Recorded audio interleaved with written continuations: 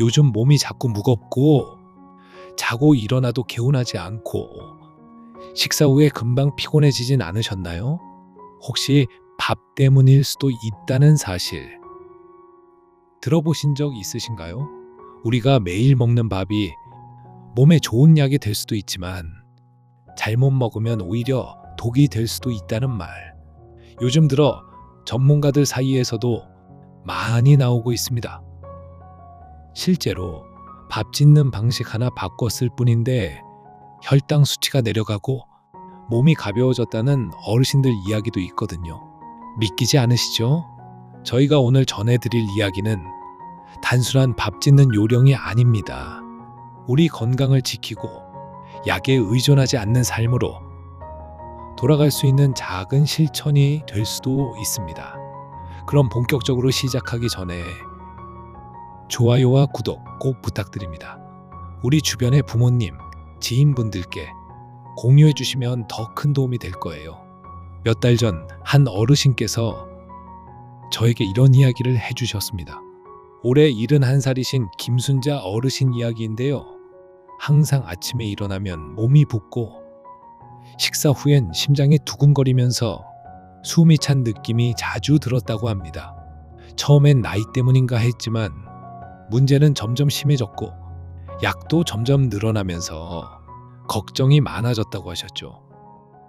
그러던 중 우연히 건강 강좌에서 밥 짓는 방식이 건강에 영향을 준다는 이야기를 들으셨다고 해요. 설마 밥 짓는 방법이 그렇게 큰 차이를 만들까? 반신반의하며 실천을 해보셨답니다. 딱 2주만 바꿔보자고 생각하셨대요. 그런데 놀랍게도 일주일쯤 지나자 붓기가 가라앉고 아침에 일어나는 게 조금씩 덜 힘들어졌다고 합니다. 정말 그 밥 하나 바꿨을 뿐인데요. 그래서 오늘은 김순자 어르신이 실천한 밥 짓기 비법을 하나씩 소개해 드릴까 합니다. 다음은 우리가 흔히 하는 실수와 왜 그게 문제가 되는지에 대해 설명드릴게요. 많은 분들이 바쁘다 보니 밥을 한 번에 많이 지어두고 냉동실에 넣어두었다가 전자레인지로 데워 드시죠. 이게 편하긴 한데요. 건강에는 그다지 좋은 방식이 아닙니다. 왜냐하면 전자레인지로 급하게 데우면 밥 안에 있는 전분이 변성되면서 혈당이 더 빨리 올라가기 쉽기 때문입니다. 이렇게 급격히 올라간 혈당은 금세 다시 떨어지는데요. 그 과정에서 몸에 부담을 주게 되고 피로감, 심장 두근거림, 졸림 같은 불편한 증상으로 이어질 수 있습니다. 특히 당뇨가 있거나 혈압약을 드시는 어르신들께는 이게 꽤나 위험한 일이 될 수 있죠. 또 전자레인지로 가열하면 밥이 겉은 뜨거운데 속은 차가운 이른바 덜 데워진 상태가 될 수 있습니다. 이 상태에서 균이 자라기 시작하면 복통이나 장 트러블도 생길 수 있습니다. 즉 전자레인지에 데운 냉동밥은 쉽게 말해 편하긴 해도 몸엔 스트레스를 주는 방식이라는 거죠. 그렇다면 대안은 뭐냐고요? 바로 밥을 다르게 짓는 법입니다. 지금부터 그 비법을 하나하나 알려드릴게요. 첫째, 식초 한 방울의 기적. 먼저 첫 번째 비법은 밥을 지을 때 물에 식초 한두 방울을 넣는 겁니다. 식초는 혈당이 급격하게 오르는 걸 천천히 막아주는 역할을 합니다. 이건 미국 존스 홉킨스 의대 연구에서도 밝혀졌어요. 밥의 혈당 지수를 낮춰주고 장 안의 유해균보다 유익균이 더 잘 자랄 수 있게 도와주지요. 당연히 식초향이 많이 나는 건 아닐까 걱정되시죠? 걱정 안 하셔도 됩니다. 정말 소량만 넣는 거기 때문에 맛이나 냄새는 거의 느껴지지 않아요. 특히 식사 후 졸림이나 소화불량 있으셨던 분들, 이 방법 한번 써보시면 바로 다릅니다.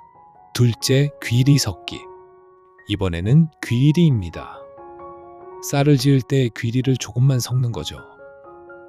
귀리는 식이섬유가 풍부해서 포만감도 오래가고 혈당도 천천히 올라갑니다. 서울대 의대 연구에 따르면 귀리를 함께 지은 밥을 먹은 사람들이 식후 혈당 상승이 눈에 띄게 줄었다고 해요.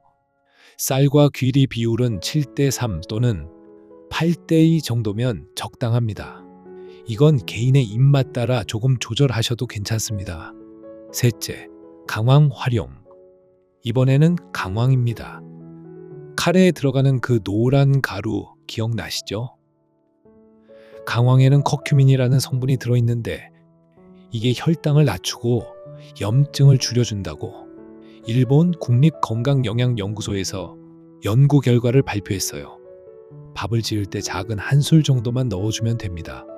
색깔이 노랗게 변하긴 하지만 맛은 크게 다르지 않기 때문에 어르신들 대부분 무리 없이 드실 수 있어요. 혈관 건강, 관절 건강에도 좋으니 이건 꼭 한번 시도해 보시길 추천드립니다. 넷째, 밥 시키기. 마지막 비법은 간단하지만 강력합니다. 바로 밥을 시켰다가 먹는 것입니다. 방금 지은 뜨끈한 밥이 맛있긴 하지만 그대로 먹는 것보다는 한 김 식힌 후 다시 데워 먹는 게 건강에는 훨씬 좋습니다. 이유는 저항성 전분 때문인데요. 밥이 식는 동안 이 성분이 생기는데 이게 혈당을 천천히 올리고 장 건강을 도와줍니다. 다만 전자레인지보다는 찜기나 냄비에 살짝 데우는 방식이 더 좋다는 거 꼭 기억해 주세요. 실천한 시니어의 변화 사례 김옥분 어르신.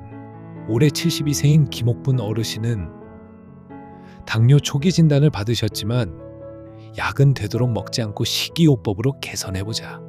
이런 목표를 세우셨습니다. 그때 추천해드린 게 바로 4가지 건강한 밥 짓기 습관이었어요. 하루 2끼 꾸준히 실천하신 지 딱 3주가 지난 시점 건강검진 결과가 나왔습니다. 공복 혈당 수치가 116에서 97까지 떨어졌고 당화 혈색소도 6.3에서 5.9로 개선되었죠. 의사 선생님도 깜짝 놀라셨다고 해요. 약도 안 먹었는데 이렇게 좋아질 수 있냐고요. 하지만 이미 아시는 분들은 아시죠. 몸은 정직하다는 걸요. 우리 밥상이 바뀌면 건강도 따라옵니다. 많은 분들이 그래요. 에이, 밥 좀 바꿨다고 얼마나 나아지겠어. 근데 그 밥이 하루 2끼 3끼 매일 반복되는 습관이라는 걸 깊게 생각해 보셔야 해요. 그 습관을 바꾸는 게 결국 몸속 혈관을 바꾸는 거고 매달 나가는 의료비도 줄일 수 있는 길입니다. 건강한 밥 습관 하나로 3개월 뒤 병원비 절약, 6개월 뒤 혈당 정상화, 1년 뒤 당뇨약 졸업, 이런 변화 충분히 가능합니다. 실천 꿀팁 정리. 마지막으로 간단하게 정리해 드릴게요. 쌀 씻을 때 물에 식초 한두 방울, 밥 지을 때 귀리 20에서 30% 섞기, 강황 작은 한 술 정도 첨가, 밥을 식혔다가 다시 데우기, 찜기 혹은 냄비 활용. 이 4가지만 실천하셔도 여러분의 밥상이 약보다 강한 건강 습관으로 바뀔 수 있습니다. 이번 영상이 마음에 드셨다면 좋아요 한 번만 꼭 눌러주시고요. 구독하시면 매주 이런 꿀정보 받아보실 수 있습니다. 특히 지인분들, 당뇨로 고민 중이신 분들, 혼자 계시는 부모님, 병원비 부담 느끼는 어르신들 꼭 이 영상 공유해주세요. 그 한 번의 공유가 누군가의 건강을 살릴 수도 있습니다. 끝까지 시청해 주셔서 감사드립니다. 시니어 포커스였습니다.